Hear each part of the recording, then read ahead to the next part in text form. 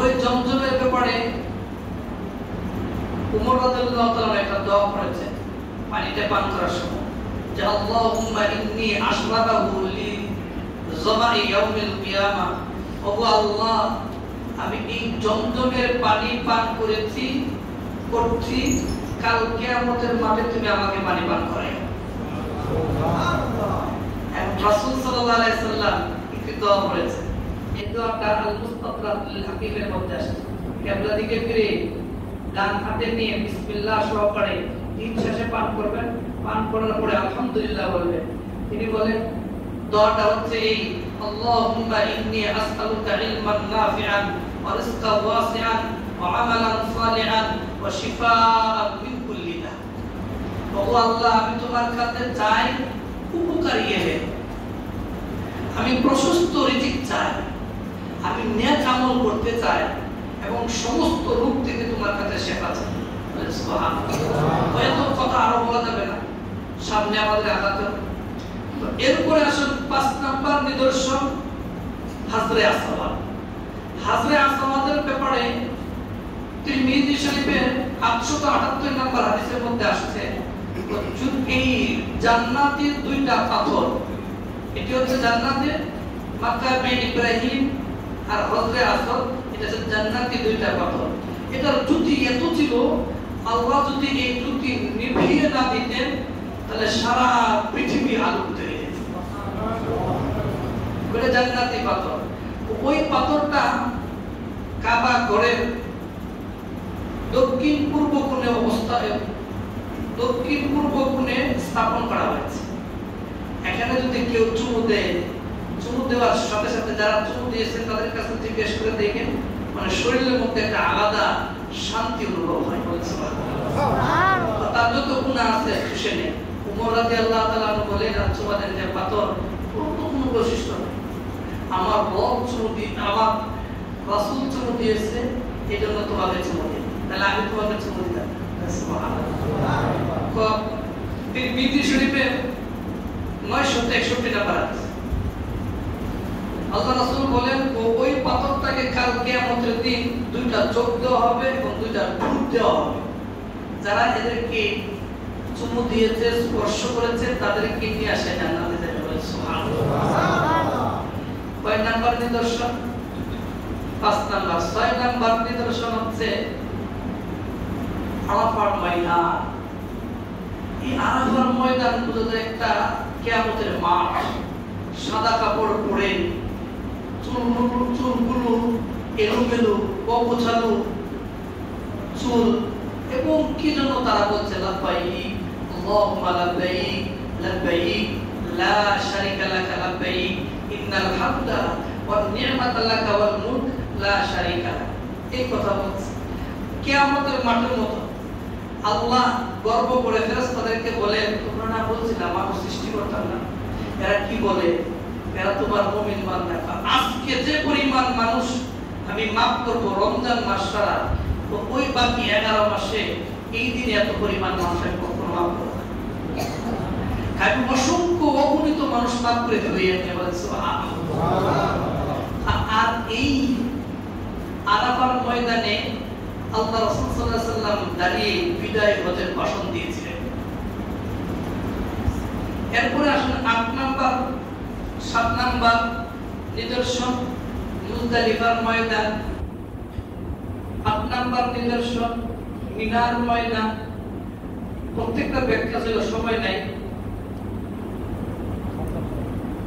8 number. 9 number নিদর্শন হচ্ছে জামরাই পাথর নিক্ষেপ। এটা একটু কথা বলি। ইসমাঈল আলাইহিস সালামকে যখন তার পিতা ইব্রাহিম খলিলুল্লাহ নিয়ে যাচ্ছিলেন কুরবানি করার সময়, দৃশ্যটা আমাদের সামনে আসছে। তো সেটা দেখে চিন্তা করে নিয়ে যাচ্ছে কুরবানি দিবে, তখন শয়তান তাকে কুমন্ত্রণা দিয়েছিল, ধোঁকা দিয়েছিল। তখন ওই পাথরগুলো তার বাবাকে বলছিল, বাবা ওই ঘোড়া লোকটা ওই 7টা পাথর মার। আল্লাহ বলেন, ইসমাঈল তুমি তো 7টা পাথর মারলা, আমার যত বান্দারা এখানে নেক বান্দারা আসবে সবাই 7টা পাথর মারবে 3 জায়গায়। বলে সুবহানাল্লাহ। আল্লাহ রাসূল যে এই যে পাথরগুলো মারলো, পাথর মারার পরে কয়েকটা পাথর ছাড়া বাকি পাথর নাই। যাদের হজ কবুল হয়েছে আল্লাহ গায়বী ভাবে এই পাথরগুলো নিয়ে যায়। সুবহানাল্লাহ। এটা কি নিদর্শন? এগুলো দেখলে ঈমান তাজা হয়, ঈমান বাড়ে। এরপরে আসুন 10 নাম্বার, হেরা গুহা। হেরা গুহার পাহাড়টা এত উঁচু, মানুষ যদি টুপি নিয়ে এবার তাকায় তো মাথা থেকে টুপিটা পড়ে যায়। এই গুহার মধ্যে আল্লাহ রাসূল সাল্লাল্লাহু আলাইহি ওয়াসাল্লাম হেরা গুহার, যেটা জাবালে নূর বলা হয়, নূর পর্বতে অবস্থিত, এখানে গিয়ে আল্লাহ রাসূল ধ্যানমগ্ন থাকতেন। আরেকটি বিষয় হচ্ছে এখানে সর্বপ্রথম কোরআন শরীফের 5টি আয়াত নাযিল হয়েছে সূরা আলাক। বলেন সুবহানাল্লাহ। এখানে ধ্যানমগ্ন থাকতেন। খাদিজাতুল কুবরা রাদিয়াল্লাহু তাআলা আনহা তিনি দিনে 2 বার খানা নিয়ে যেতেন। এখন যুবকরা সিঁড়ি দিয়েছে, তাও উঠতে কষ্ট হয়, ঠিক না? সিঁড়ি দিয়েছে তারপরে উঠতে কষ্ট হয়, শক্তি নেই। আর তারা কি বলে যেতেন, এটাকেই বলে বরফ। 11 নম্বর হচ্ছে জাবাল আবু কুবাইস। এটা হচ্ছে পৃথিবীর প্রথম পাহাড়, যেখানে এখানে পাহাড়ে দাঁড়িয়ে ইব্রাহিম খলিলুল্লাহ হজের এলান দিয়েছে। এই পাহাড়ে দাঁড়িয়ে আল্লাহ রাসূল সাল্লাল্লাহু আলাইহি ওয়াসাল্লাম চাঁদটাকে দ্বিখণ্ডিত করেছেন। এই পাহাড়ে তিনি দাঁড়িয়ে সর্বপ্রথম আল্লাহ রাসূল সাল্লাল্লাহু আলাইহি ওয়াসাল্লামের দ্বীনের দাওয়াত দিয়েছিলেন। সুবহানাল্লাহ। তো এই পাহাড়ের মধ্যে একটা মাদ্রাসা আছে, কওমি মাদ্রাসা, দারুল আরকাম। 11 নাম্বার হচ্ছে গেল। 12 নাম্বার নিদর্শন হচ্ছে মিনার ময়দান। কুরবানির দৃশ্য দেখলে এত কুরবানি, এত কুরবানি। শর্ট করে বলছি এই 10-12টা নিদর্শন। এরপর আয়াতে আল্লাহ সুবহানাহু ওয়া তাআলা বলেন, ওয়া মান দাখালাহু কানা আমিনা। এখানে এই হারাম শরীফে যেই প্রবেশ করবে সেই নিরাপদ। বলে সুবহানাল্লাহ। তো যদি কেউ হত্যা করে প্রবেশ করে তাকে এখানে হত্যা করা যাবে। যুদ্ধ বিগ্রহ করা নিষেধ, এমনকি মারামারি করা নিষেধ, খুনাখুনি করা নিষেধ, এমনকি প্রাণীকেও হত্যা করা নিষেধ, ঘাস কাটাও নিষেধ। তবে মক্কা বিজয়ের সময় আল্লাহ রাসূল সাল্লাল্লাহু আলাইহি ওয়াসাল্লামের জন্য কয়েক ঘন্টার জন্য এখানে অনুমতি ছিল। এরপর আল্লাহ রাসূল বলেন এটা এখন সৃষ্টির শুরু থেকে এখানে হারাম এবং কিয়ামত পর্যন্ত হারাম। এখানে যুদ্ধ করা যাবে না, মারামারি করা যাবে না, খুনাখুনি করা যাবে না, ঘাস কাটা যাবে না, প্রাণীকে তাড়ানো যাবে না। বাট এখন পর্যন্ত কিয়ামত পর্যন্ত হারাম থাকবে। কিভাবে? এর 2টা ঘটনা আমি আপনাদেরকে বলছি, বললে পরিষ্কার হয়ে যাবে। আরো ঘটনা ছিল।